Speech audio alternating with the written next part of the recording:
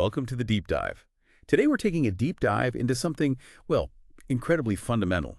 It's something we often overlook, I think, in our increasingly noisy world, the art and imperative of listening.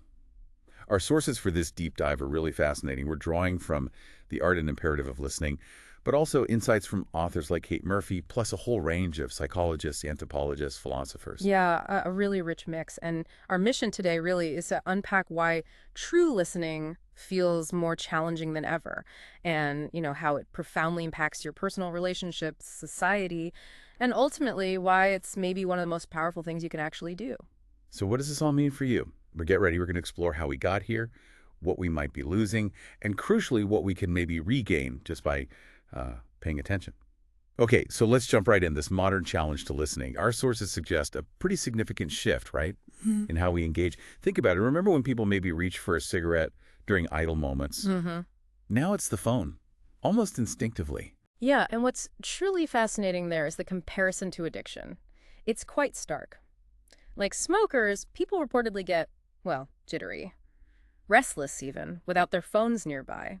And this constant tapping, scrolling, swiping, often driven by that FOMO, the fear of missing out, it doesn't just distract us, it actually prevents sustained attention, like proper focus. It's so hard to focus on the real world when your mind is sort of half in the virtual one, isn't it? Our sources even note we might be losing our ability to daydream. That sort of long, uninterrupted musing that, used to be linked to genius or deep thought. Right, that space for your mind to just wander. Yeah. So this constant digital pull, Yeah. it's not just about what we're doing, it's about what we're losing. Even quiet contemplation. Which raises a really important question, doesn't it? If social media companies are, let's face it, designing platforms to hook us, playing on our anxieties, vanity, maybe even greed, and our clicks are literally how they make money, what's the real cost? The cost to our ability to genuinely connect. And we're seeing the effects, aren't we? It seems the screen generation, as they call it, is really struggling with connection. Teenagers reportedly less likely to date or just hang out or even leave home without parents compared to previous generations. Yeah, the data is quite compelling. And studies show a pretty direct link. More screen time often correlates with more unhappiness. And if we connect this to the bigger picture, there's that argument from the French intellectual Pascal Buchner in The Temptation of Innocence. It's quite provocative.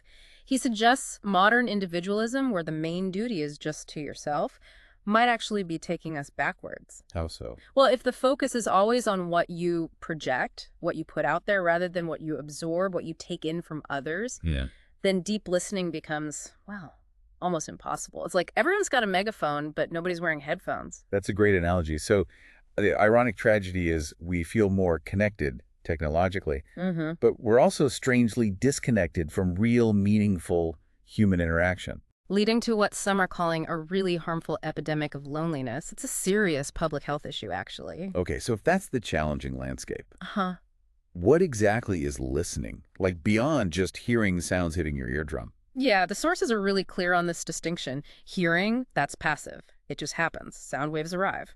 Listening, though, that's active, profoundly active. It takes conscious effort, energy. Right. And more than anything, it really requires curiosity, a genuine belief, deep down, that you have something valuable to learn from. Well, from pretty much everyone. Epictetus apparently suggested we should listen twice as much as we speak. Makes sense, right? 2 ears, 1 mouth. That idea that we are the sum of what we attend to. Wow. Wow, that really makes you stop and think, doesn't it? Yeah. Where's my attention going today? And here's where it gets really interesting for me. Done well, with intention, listening can actually transform your whole understanding. Your understanding of people, but also the world around you. Absolutely. But, this brings up the internal barriers we all have. Ralph Nichols, who's seen as the father of listening research, he noted our biggest barrier is often just that nagging worry about what we're going to say next. When it's our turn, we're so busy preparing our reply. A brilliant point, yeah. Exactly. Preparing our rejoinder instead of actually truly absorbing what the other person is communicating. And the sources say self-aware people tend to be better listeners because they recognize that tendency, maybe. They recognize it and actively try to avoid jumping to the wrong conclusions or making snap judgments. Right. And Theodore Rake, in his classic work, Listening with the Third Ear, he took it even deeper. He suggested listening isn't just about the words or even the tone, it's also about noticing the feelings bubbling up from your own unconscious. Like your gut reactions. Sort of, paying attention to your own subtle emotional responses, your intuitions, because they can often signal deeper meanings or feelings the speaker isn't explicitly stating. It's a fascinating layer. That really is. Okay, let's bring this closer to home now. Yeah. Our relationships, our closest connections, our ability to listen, to connect as adults. The sources say it's profoundly shaped by our childhood experiences. Yes, this definitely links into attachment theory. The idea that our early experiences with caregivers, how well they tuned into us, how they responded to our needs, our emotions, that fundamentally shapes our approach to relationships later in life. So how we relate to others is rooted in that early listening or being listened to. Pretty much. Our relationships really define how we are in the world, and those foundational attachment styles often stem from how well we learned to listen, and importantly, how well we felt listened to. Wow. Okay, so what does this mean for something like love? Well, psychologist Amy Somerville from Regret Labs, she found something quite striking. Regret apparently is the second most common emotion people report, right after love. Really? Second most common. Yep. And the most intense regrets. They often come from neglecting the people we love, and that neglect often manifests as, you guessed it, a failure to truly listen. That makes so much sense. It's no surprise then that things like, you're not listening, or let me finish, or even, that's not what I said. Uh-huh. Those are some of the most common phrases in close relationships, right? Probably just after, I love you. Exactly. We've all been there, I think, on both sides of that conversation. It just highlights how absolutely central listening is, and sadly, how often it can be missing, even when we care deeply. And here's a really counterintuitive point the sources bring up. People in long-term relationships, they often lose that sense of curiosity about each other. Yeah, they assume they know it all. Exactly. They assume they know everything there is to know. It's called the closeness communication bias. We start finishing each other's sentences, maybe. Right, but we stop actually hearing the new sentences, the new thoughts, the changes. And the sources are pretty blunt. Relying only on the past to understand someone in the present, that's doomed to failure. Listening is how we stay connected as people evolve, as the pages turn in our lives. It's about acknowledging change, accepting differences. So what really stands out here is that to get beyond the surface, to really know someone, listening is how you discover the actual person behind the face they present, understanding their mindsets, their motivations. And that's absolutely essential, isn't it, for any kind of cooperative, productive relationship, whether it's personal or professional. Totally. And this idea extends to friendships, too. There's the British anthropologist Robin Dunbar, his famous Dunbar number. He suggests there's a cognitive limit, basically. We can only maintain truly meaningful connections with about, say, 150 people. Right, I've heard of that. And he argues these deeper connections are primarily built and sustained through everyday talk. Just chatting? Yeah, but it's that kind of casual back and forth reciprocal listening, the stuff that builds in intimacy and trust over time. Okay, but that Dunbar number, with social media and everything today, couldn't you argue we can maintain way more connections now? Even if they aren't all deep. That's a really good point, and it's debated. We can certainly manage a wider network of weaker ties online, absolutely. But our sources and Dunbar's work suggest those truly meaningful connections, the ones that provide real social support, they still largely depend on that richer, often face-to-face, everyday talk kind of listening. There seems to be a qualitative difference that technology doesn't fully bridge. Interesting distinction. Okay, so moving beyond our personal lives, how does listening, or the lack of it, impact society more broadly? And even things like innovation? Well, the sources highlight a really critical point here. People tend to selectively listen. They listen mainly to those who confirm their existing beliefs, those who make them feel secure. The echo chamber effect. Exactly, which breeds insular thinking. You see this playing out in politics quite dramatically sometimes. For example, President Trump famously said something like, "My primary consultant is myself." Now contrast that with figures, say, like Tip O'Neill and Ronald Reagan. Huge political differences, obviously. Right. But they were known for being cordial, for being willing to actually engage, to listen across the aisle. Or someone like Senator John McCain, who really embraced bipartisanship. It's about cultivating listening, even when you strongly disagree. And the truth is, maybe we only become truly secure in our own convictions when we allow them to be challenged, right? It's how ideas get tested, refined, maybe even changed for the better. Absolutely. Which brings up that fundamental question. How do we actually grow? How do we evolve our thinking? Psychologist Carl Rogers, the one who coined the term active listening, Uh-huh. he proclaimed that listening seriously to opposing viewpoints is pretty much the only reliable way to grow intellectually and emotionally. Good listeners, they don't shy away from contradiction or ambiguity, those gray areas. They can actually handle it. They can sit with the discomfort. Yes, it's a trait psychologists call cognitive complexity, or sometimes negative capability. That capacity to hold conflicting ideas in your mind at the same time without feeling this overwhelming need to immediately resolve the tension or pick a side, it allows for a much more nuanced understanding. And what's fascinating is this ability is apparently positively related to self-compassion. Right, because if you're less anxious about being wrong, you can listen more openly, right, to all sides. Yeah, makes sense. The sources even go so far as to state, listening is the engine of ingenuity. That's a powerful claim. It is, but think about it. New ideas, real innovation. It rarely just springs out of nowhere, fully formed.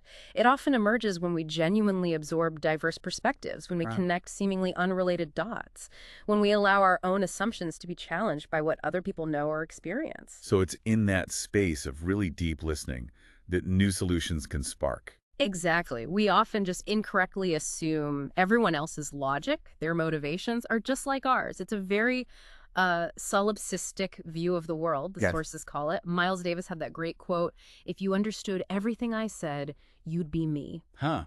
I love that. Right. The more different kinds of people you genuinely listen to, the more facets of humanity you start to recognize. It actually improves your intuition, your gut instinct about things. So being open, truly hearing others, it allows us to tolerate a wider range of views, make those unexpected connections, and spark new ideas. Mm. It's the opposite of having blinkers on. Okay, we've talked a lot about the why listening is so hard now, why it's so important. But how do we actually do it better? Let's maybe unpack some practical insights into the power of intentional listening. Okay.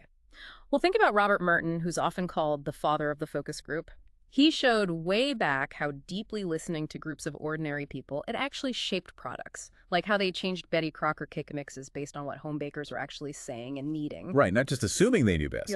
Exactly. It shows the power of qualitative research, not just counting things, but understanding the why by listening to people's stories, their experiences. Now that's still incredibly relevant, isn't it? Yeah. Even now, in this age of big data, Yeah. the sources remind us what matters in life cannot be counted often. And data sets shed light only on what's in the data set. They can miss the human element. Precisely. We still fundamentally need to listen to get to real understanding. Algorithms are powerful tools, sure, but they're only as good as the data we feed them. And that data often lacks the nuance, the context, the emotion you get from listening. Yeah. This applies hugely to teams as well. Google did that massive study, Project Aristotle. They spent years collecting data trying to figure out what makes teams effective. And what did they find? Was it the smartest people? Not necessarily. The most successful teams they found had members who spoke in roughly the same proportion. No one dominated, no one was silent. They also had higher average social sensitivity. They were better at reading nonverbal cues. Paying attention. Exactly. And crucially, they truly listened to one another. They took turns speaking, they really heard each other out, they paid attention, and all of that created this deep sense of psychological safety within the group. People felt safe to speak up, to be vulnerable, to contribute fully. And that connects to something else interesting the sources mention. Shared humor. How humor, which often relies on catching subtle cues and shared understanding, how it signifies connectedness. Yeah, it's not just about telling a punchline. Good banter, shared laughter. It's often a collaborative dance. It involves exploring ideas, feelings, recognizing that shared wavelength that comes from really listening to each other. So listening impacts our external interactions, but what about our internal world? Right, the sources delve into that too. Charles Fernie, his book, The Voices Within, it discusses our inner dialogue. How we talk to ourselves profoundly affects how we hear other people. So. Well, if you have a really critical inner voice, for example, you're much more likely to hear criticism in what others say, even if it's not intended. You project your own inner critic onto them. Kind of, yeah. It distorts your perception. That's why therapies like cognitive behavioral therapy, CBT, can be helpful. They help you learn to talk to yourself differently, more compassionately perhaps, which in turn can actually improve how you listen to others, making you less defensive. That's really insightful. And it's also important to remember, the sources point out, it's okay not to be a perfect listener all the time. Absolutely. If you don't always have the emotional or intellectual energy to listen fully, well, that just makes you human. True listening takes energy. It's a significant act, and sometimes you just don't have the capacity. That's perfectly normal. And another key distinction the sources make is between genuine questions Mm-hmm. and questions that are actually disguised judgments or recommendations. You know the type. Oh, yeah, the have you tried question. That's really advice. Exactly. Or the question that clearly implies you think they're doing it wrong. Right. The sources stress that open, honest questions. They don't have that hidden agenda. They're not trying to fix or save or advise or correct. They come purely from a place of wanting to understand the other person's perspective. Remember that viral New York Times essay from a few years back? The 36 questions that lead to love. Vaguely, yeah. The idea was that asking and answering these increasingly personal questions could build intimacy fast. And really, what is love, if not genuinely wanting to be part of another person's evolving story? To keep listening as their chapters unfold. It's a beautiful way to put it. And on a related note, the sources suggest that listening to a stranger, truly giving them your undivided attention, even for a short while, that might be one of the kindest, most generous things you can do in our disconnected world. Henry David Thoreau apparently said the greatest compliment he ever received wasn't praise, but simply someone asking what he thought and then actually attending to his answer. Really listening. It's that simple yet profound. Yeah. And the sources summarize this so well. The real secret to listening, I've learned, is that it's not about me. Oof, that hits home. Doesn't it? And then learn the unimportance of your words and the importance of other people's words. Powerful stuff.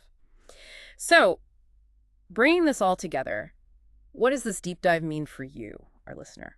Well, the French philosopher Emmanuel Levinas had a powerful idea here. He believed that listening and the understanding, the empathy it creates, is actually fundamental to giving our lives meaning and direction. Engaging face-to-face, really seeing and hearing another person, it reminds us of our shared human vulnerability. And Levinas argued it imposes an ethical imperative on us, basically, to do no harm, to recognize the humanity in the other. It feels like such a paradox, though. The sources mention how maybe other people now represent the biggest threat to our well-being, at least to our primitive brain, that part of us that interprets disagreement as abandonment, sparking fear or outrage online. Right, that tribal instinct. Yeah, but at the same time, the stories we collect from others through listening, they define us. They're the scaffolding of our reality. So listening becomes the bridge, doesn't it? It helps us navigate that tension. It helps us sort fact from fiction, deepen our understanding of really complex situations, complex personalities, and move beyond our own ingrained biases. We tend to overestimate what we know, the sources say, and we often remain completely unaware of what we're misunderstanding. Listening is the antidote to that. It's often seen as passive, isn't it? Yeah. Listening. Like it's just talking's meek counterpart. Yeah, the quiet sibling. But the sources really assert it's actually the more powerful position in communication. That's where the understanding happens. As one source puts it, what we all want most in life, to understand and be understood, only truly happens when we slow down and take the time to listen. So ultimately, this deep dive is maybe an encouragement. I think so. An encouragement to be more mindful, more intentional about when you give that incredible gift of your attention. And also maybe when you consciously withhold it. Because listening, while it's gracious, the sources remind us, it isn't necessarily a courtesy you owe absolutely everyone all the time. You have limits. That's a fair point, too. Reminds me of that quote by the composer Gustav Mahler. He said, "What's best in music is not to be found in the notes." Yeah. It's often in the silence, right? Yeah. The space between the notes. Exactly. The rest, the pauses, the dynamics, that's where so much of the meaning lies. So maybe for you, the listener, a final thought to consider. How might consciously seeking out and embracing that space between the notes in your own daily interactions, that quiet, attentive presence when you're with others, how might that transform not just your understanding of them, but perhaps your own evolving sense of self?